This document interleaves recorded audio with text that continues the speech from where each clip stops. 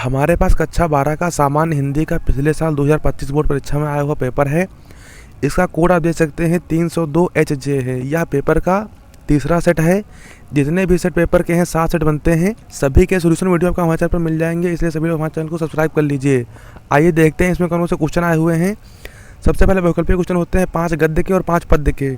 जैसे पहला क्वेश्चन दिया हुआ है पाणिनिकालीन भारतवर्ष नामक कृति के लेखक हैं, तो इसके लेखक डॉक्टर वासुदेव शरण अग्रवाल जी हैं। तीसरा ऑप्शन सी वाला आपका सही होगा। अगला क्वेश्चन है द्विवेदी युगीन लेखक हैं, तो द्विवेदी युगीन लेखक अध्यापक पूर्ण सिंह जी हैं। दूसरा ऑप्शन बी वाला आपका सही होगा। अगला क्वेश्चन है रामचंद्र शुक्ल लिखित कहानी है, तो ये इनकी कहानी 11 वर्ष का समय है। चौथा ऑप्शन डी वाला आपका सही होगा। अगला क्वेश्चन है जहाज का पंछी रचना की विधा है, तो जहाज का पंछी जो है ये उपन्यास है। पहला ऑप्शन आपका ए वाला सही होगा।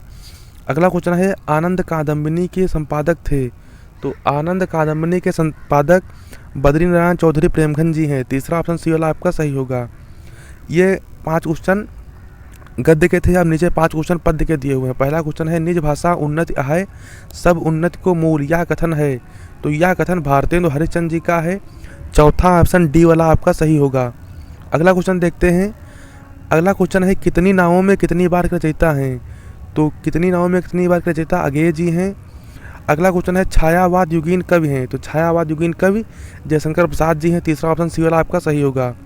फिर अगला क्वेश्चन है भारतेंदु युगीन रचना है, तो भारतेंदु युगीन रचना आनंद अरुणोदय है। पहला ऑप्शन ए वाला आपका सही होगा।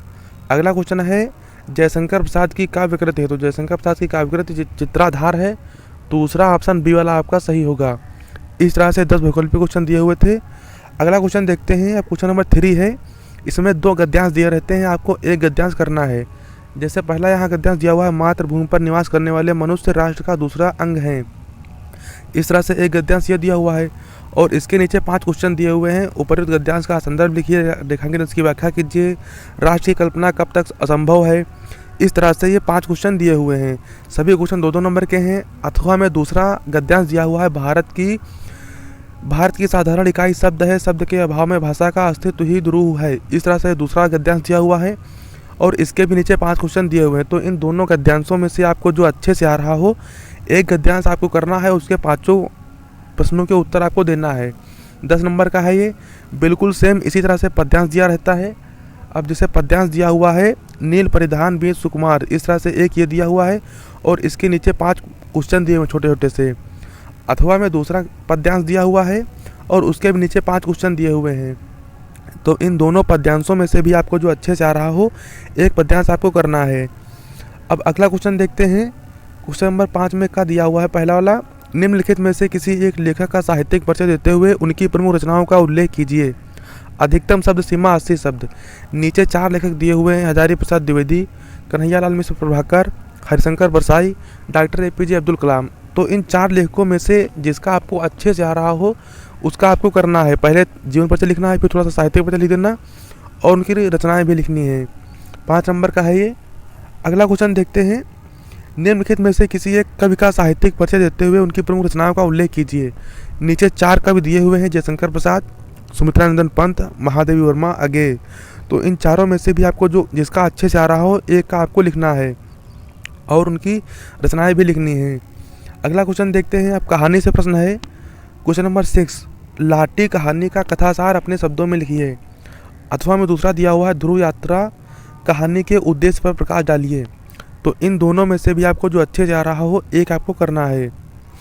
अगला क्वेश्चन देखते हैं। क्वेश्चन नंबर 7 ये खंडकाव्य का है। जितने भी खंडकाव्य दिए होते हैं सभी खंडकाव्य यहाँ पर दिए हुए हैं और सभी खंडकाव्य से 2-2 क्वेश्चन हैं।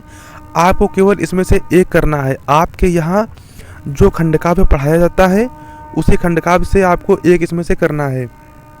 5 नंबर का ये भी है। अगला क्वेश्चन देखते हैं। खंड खा है। खंड खा में आपका संस्कृत और ग्रामर होती है। इसमें पहला क्वेश्चन दिया हुआ है दिए गए संस्कृत गद्यांश का ससंदर्भ हिंदी में अनुवाद कीजिए। संस्कृत के 2 गद्यांश नीचे दिए हुए हैं। इन दोनों में से आपको जिसका अच्छे से आ रहा हो एक आपको करना है। पहले आपको संदर्भ लिखना है और फिर उसका हिंदी में अनुवाद करना है। 7 नंबर का है ये। 2 नंबर का संदर्भ, 5 नंबर का हिंदी में अनुवाद। अगला क्वेश्चन देखते हैं। बिल्कुल सेम इसी तरह से पद्यांश दिया होता है, नीचे 2 पद्यांश दिए हुए हैं, इनमें से भी आपको एक करना है। पहले संदर्भ लिखना है, फिर उसका हिंदी में अनुवाद करना है। 7 नंबर का ये भी है। अगला क्वेश्चन देखते हैं। क्वेश्चन नंबर 9 है, निम्नलिखित मुहावरों एवं लोकोक्तियों में से किसी एक का अर्थ लिखकर वाक्य में प्रयोग कीजिए। नीचे 4 मुहावरे दिए हुए हैं। अंधे के हाथ बटेर लगना, गिरगिट की तरह रंग बदलना, अंत भला तो सब भला, जंगल में मोर नाचा किसने देखा। इस तरह से 4 दिए हुए हैं। इनमें से आपको अच्छे से जो एक आ रहा हो वो आपको केवल करना है। पहले आपको अर्थ लिखना है और फिर उसका वाक्य में प्रयोग करना है। 2 नंबर का है ये, इसमें से केवल एक ही करना है। अगला क्वेश्चन नंबर 10 देखते हैं। 10 में दिया हुआ है, अपठित पद्यांश पर आधारित निम्नलिखित प्रश्नों के उत्तर दीजिए। नीचे एक ये पद्यांश दिया हुआ है, तो इसमें इसको अच्छे से पढ़ना है और फिर नीचे 3 क्वेश्चन दिए हुए छोटे छोटे से, ये इनके क्वेश्चन जो है इनके उत्तर इसे ही पद्यांश में मिल जाएंगे आपको, तो इसको कर लीजिएगा। अगला क्वेश्चन देखते हैं। क्वेश्चन नंबर 11 है, निम्नलिखित शब्द युग्मों का सही अर्थ चयन करके लिखिए। पहला है अंश अंश, तो इसका सही अर्थ इनके क्या होंगे, इसको आपको टिक करके लिखना है। अगला क्वेश्चन इसी में दिया हुआ दूसरा वाला, वात और बात, इसका भी क्या क्या अर्थ सही होगा वो आपको लिखना है। फिर अगला क्वेश्चन देखते हैं, खा वाला, निम्नलिखित में से किसी एक शब्द के 2 अर्थ लिखिए। नीचे 4 शब्द दिए हुए हैं, सूराभी, वारिद, नीरज और विधि। इन 4 में से आपको केवल एक करना है, एक शब्द के आपको 2 अर्थ लिखना है, इसमें से कर लीजिएगा एक।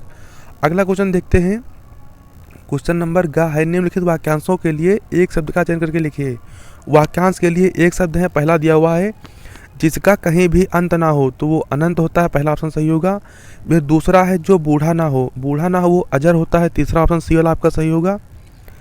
अगला क्वेश्चन देखते हैं, निम्नलिखित में से किन्हीं 2 वाक्यों को शुद्ध करके लिखिए।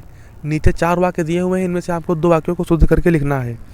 जैसे पहला दिया हुआ है, मीरा कृष्ण भक्त कवयित्री हैं, मेरा बाल सफ़ेद हो रहा है, वह नदी को गया, मोहन मेरा कनिष्ठ भ्राता है। तो इन 4 में से आपको 2 वाक्यों को सही करके लिखना है। अगला क्वेश्चन नंबर 12 देखते हैं।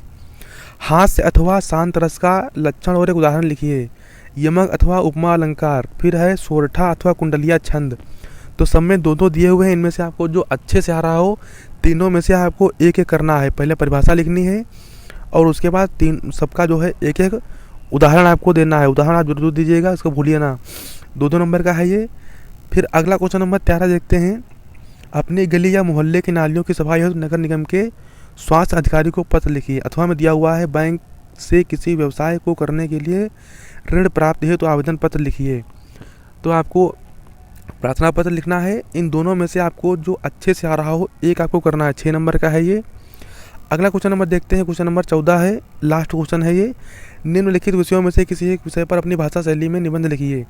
नीचे 5 टॉपिक दिए हुए हैं। बेरोजगारी की समस्या और समाधान, साहित्य समाज का दर्पण है, राष्ट्रीय एकता वर्तमान समय की अनिवार्य आवश्यकता, पर्यावरण संरक्षण का महत्व, विज्ञान वरदान है या अभिशाप।